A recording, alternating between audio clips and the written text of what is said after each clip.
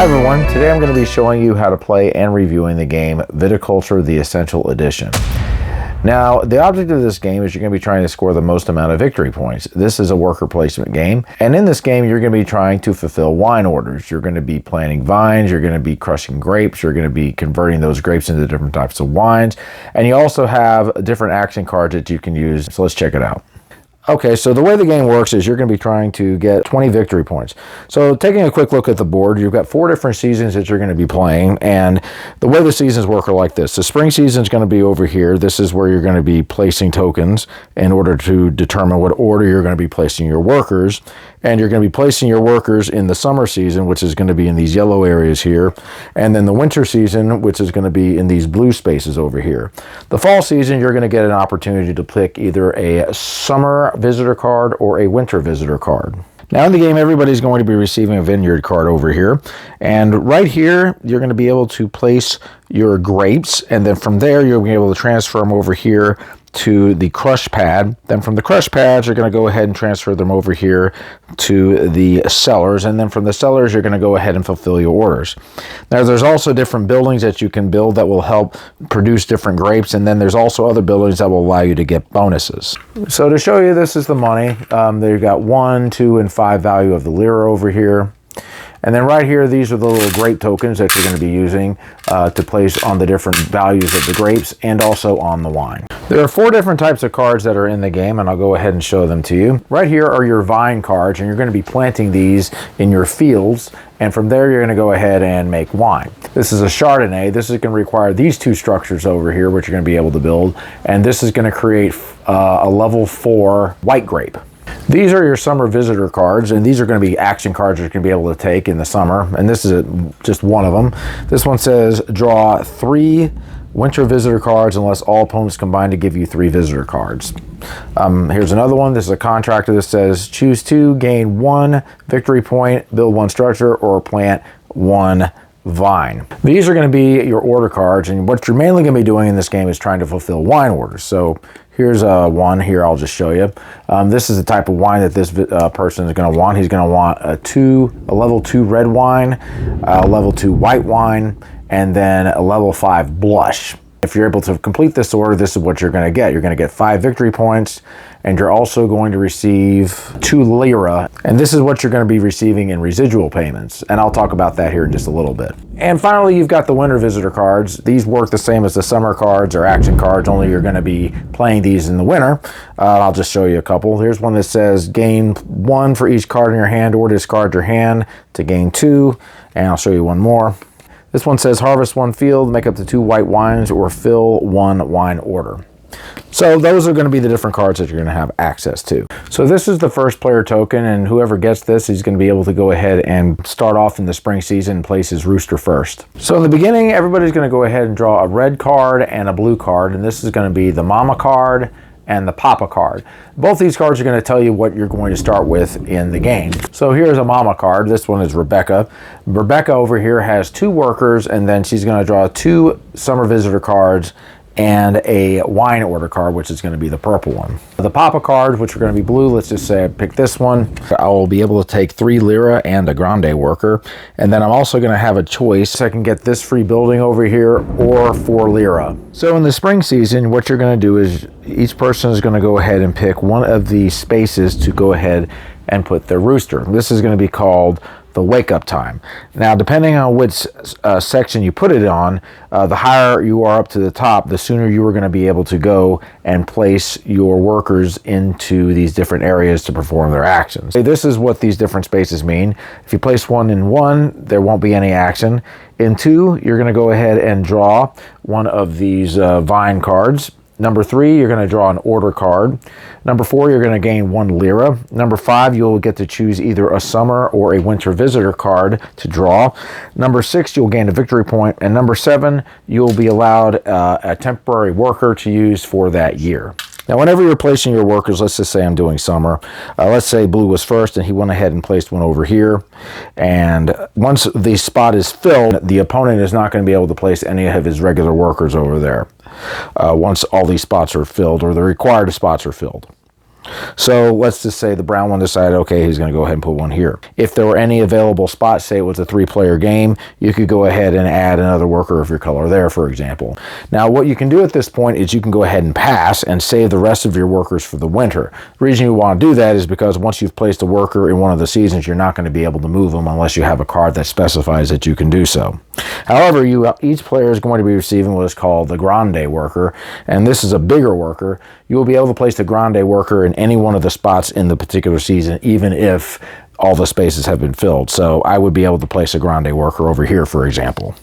So these are the different actions that you're going to be able to take in the summer. If you place a worker over here, this is going to allow a tour to give so you can gain 2 lira.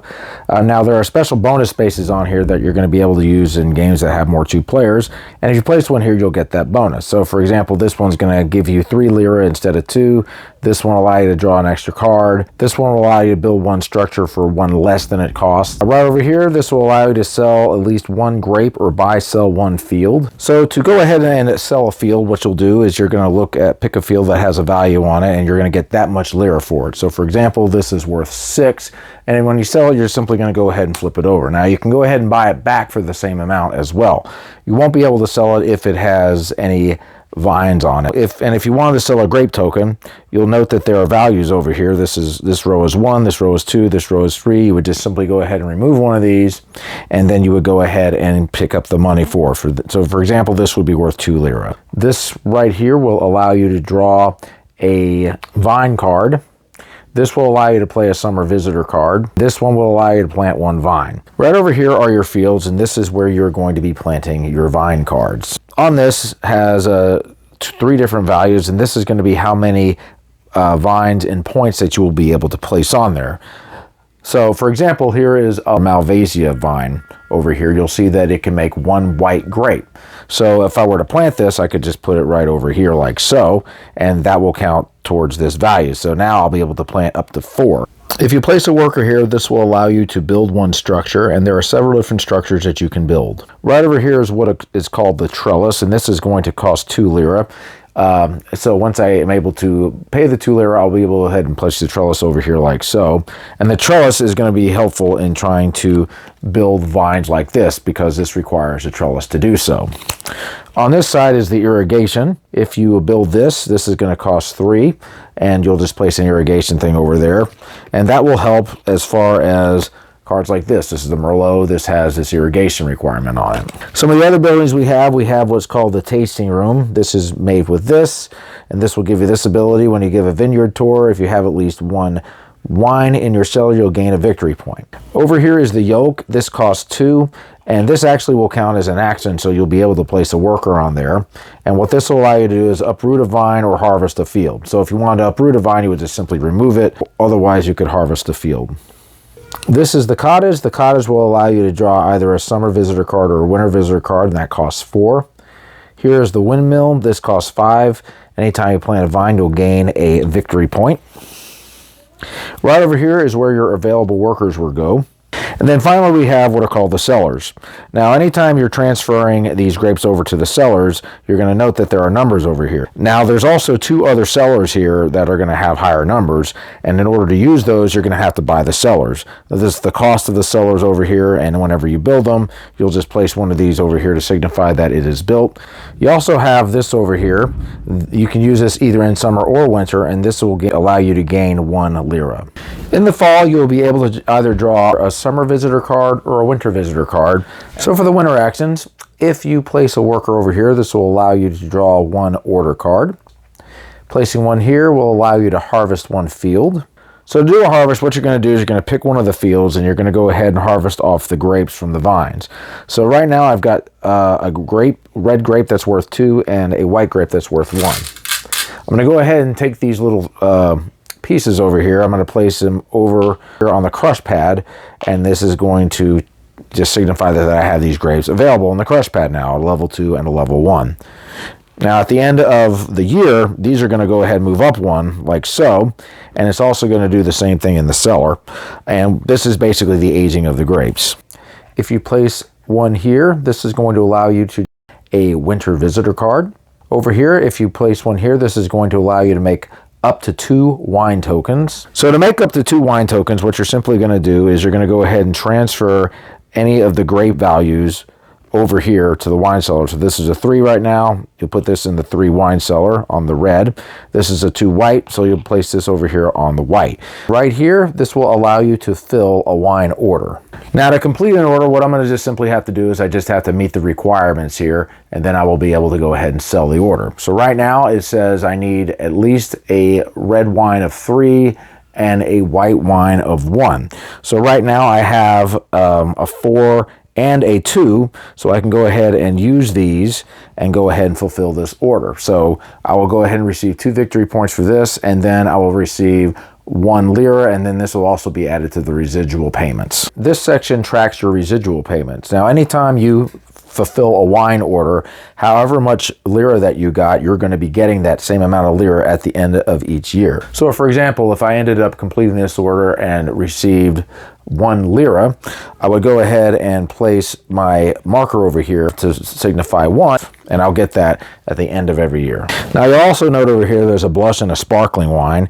The way you make a blush wine is you're going to go ahead and combine a white wine and a red wine value to create a blush. So here's an example of a blush. This says 4 with the blush symbol. So all you would have to do is you would just have to get 2 grapes, 1 white and 1 red, that are equal to or higher than this value together. So right now I have a 4 and a 2, so that would equal 6. So I would be able to go ahead and make a blush.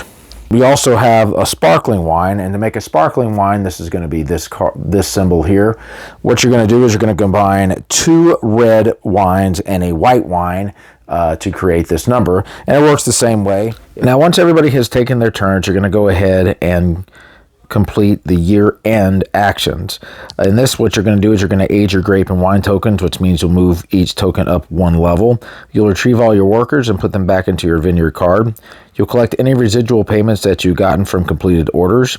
You'll discard down to 7 cards, and then you will go ahead and give the first player marker to the player that is counterclockwise to you.